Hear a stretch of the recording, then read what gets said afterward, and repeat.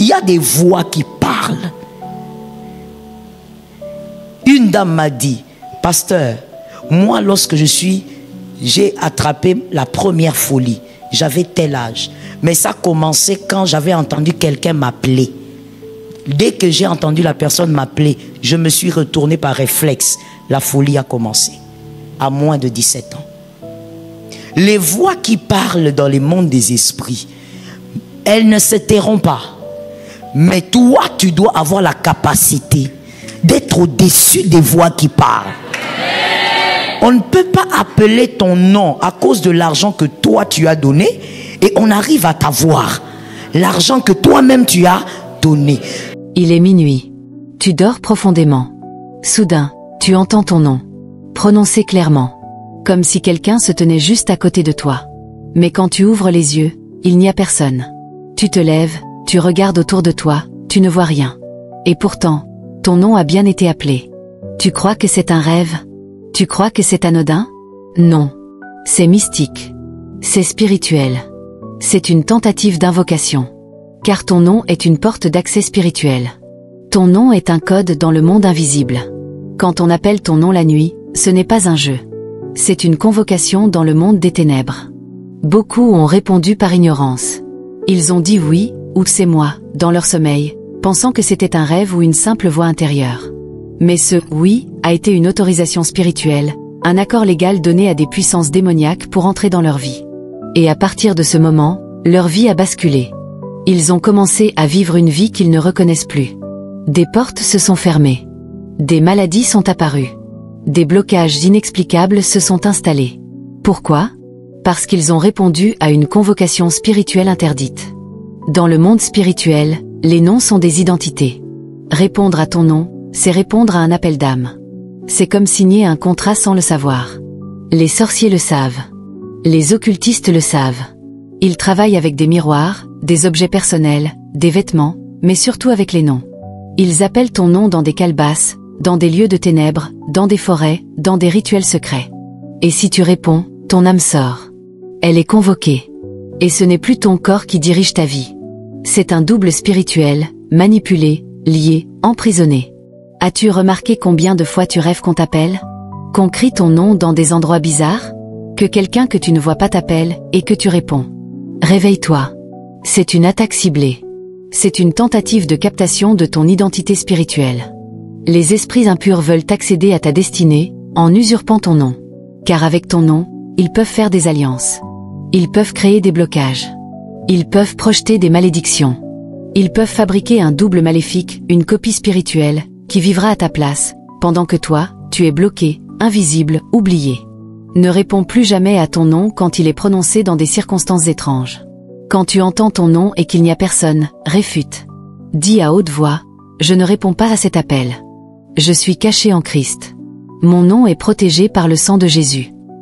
Car il est écrit dans Philippiens 2, 9-10, Dieu lui a donné le nom qui est au-dessus de tout nom, afin qu'au nom de Jésus, tout genou fléchisse. Ton nom ne doit plus être un terrain d'expérimentation pour les ténèbres. Reprends l'autorité. Reprends la maîtrise de ton identité. Renonce à toute réponse donnée inconsciemment dans tes rêves. Brise les pactes spirituels faits à ton insu. Sanctifie ton nom. Consacre-le dans la prière. Certains sont maudits non à cause d'un péché, mais parce que leur nom a été utilisé contre eux. On les appelle pour mourir. On les appelle pour les envoûter. On les appelle pour les effacer dans leur famille, dans leur travail, dans leur ministère. C'est pour cela que tu sens que quelque chose ne va pas. Que tu es toujours oublié, rejeté, méprisé. Ton nom est devenu une malédiction parce que tu n'as pas veillé. Mais aujourd'hui, tu vas veiller. Aujourd'hui, tu vas prier. Aujourd'hui, tu vas restaurer ton nom. Tu vas le cacher dans le feu. Tu vas le recouvrir du sang de l'agneau. Dieu t'a donné un nom dans le ciel. Et ce nom ne doit pas être utilisé par les ténèbres. Dans Apocalypse 2h17, il est écrit « À celui qui vaincra, je donnerai un caillou blanc, et sur ce caillou est écrit un nom nouveau. » Ton nom céleste, les démons ne peuvent pas y toucher. Tu dois vivre dans cette dimension. Refuse que ton nom terrestre serve d'outil pour les rituels de sorcellerie. Déclare aujourd'hui que ton nom est sanctifié. Déclare aujourd'hui que ton nom est une bénédiction. Proclame que ton nom est une flamme que personne ne peut éteindre. Et surtout, ne réponds plus jamais à un appel mystique. Réponds à l'appel de Dieu. C'est le seul qui conduit à la vie. Maintenant, lève-toi et prie. Brise les chaînes. Dénonce les convocations mystiques. Sanctifie ton nom. Car le ciel te reconnaît, et personne n'a le droit de te voler ton identité.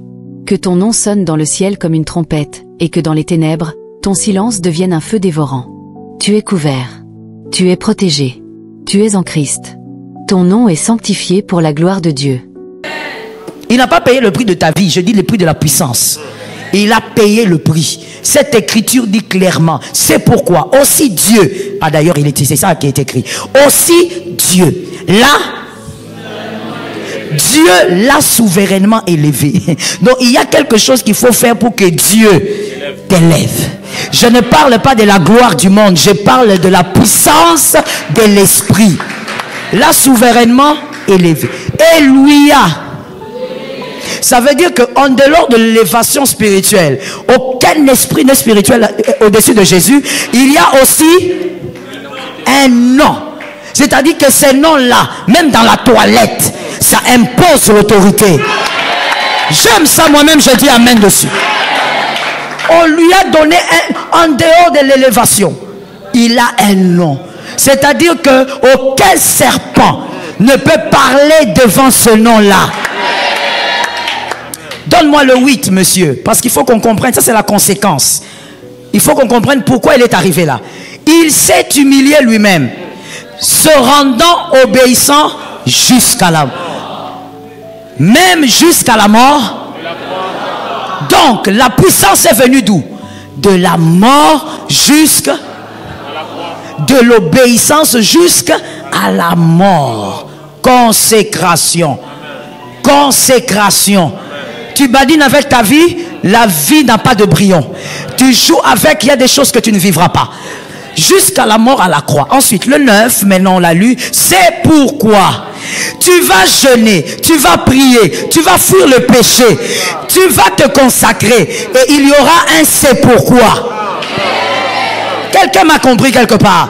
Je disais, cette année, pas seulement cette année, février, avril, janvier, février, avril, mars, tu vas jeûner, tu vas prier, tu vas t'éloigner du péché, tu vas garder les amis qui te bénissent, tu vas t'éloigner de ce qui est toxique. C'est pourquoi tu vas t'élever spirituellement. C'est pourquoi aussi Dieu l'a souverainement et lui a donné le nom qui est au-dessus. Donc, écoute-moi très bien, avant la mort de Jésus, il n'y avait pas de nom qui soit au-dessus de tout nom. Non, il y avait un Dieu qui marchait avec un peuple, c'est tout. C'est pourquoi ce Dieu-là avait dit, Israël, n'épousez pas les autres, parce que moi je suis votre Dieu à vous. Je ne suis pas le Dieu des Congolais, des Égyptiens, non. Je suis le Dieu des Juifs. Parce qu'il n'y avait pas de nom. Mais là, quand il accepte la consécration, on l'élève et on dit, il faut que tu aies quelque chose. Quelque chose par lequel on te reconnaîtra partout. Dans le monde des ténèbres, dans les eaux, dans les enfers, on te reconnaîtra. Il a donné le nom qui est au-dessus de tout nom. Le 10, afin qu'au nom de Jésus, tout genou fléchisse dans les cieux, sur la terre et sous... Le nom au-dessus de tout nom. C'est-à-dire à cause de sa consécration. On est gracié. Amen. Localise-moi quelqu'un, dis-lui, tu es le fruit de la consécration de quelqu'un. Alors localise un autre, dis-lui, toi aussi sois la consécration de quelqu'un. Est-ce que quelqu'un m'entend? À cause de sa consécration, il y a un nom. Ce qui fait que même quand tu es devant les sorciers, le nom. Ce qui fait que même si est-ce que tu me suis très bien? Ce qui fait que même si ils sont nombreux à venir te combattre, tu élèves un nom, le fameux nom là, tous se dispersent. Ils viendront par un seul chemin, ils se disperseront par 7 chemins, parce que tu as le nom. Donne-moi un amen normal.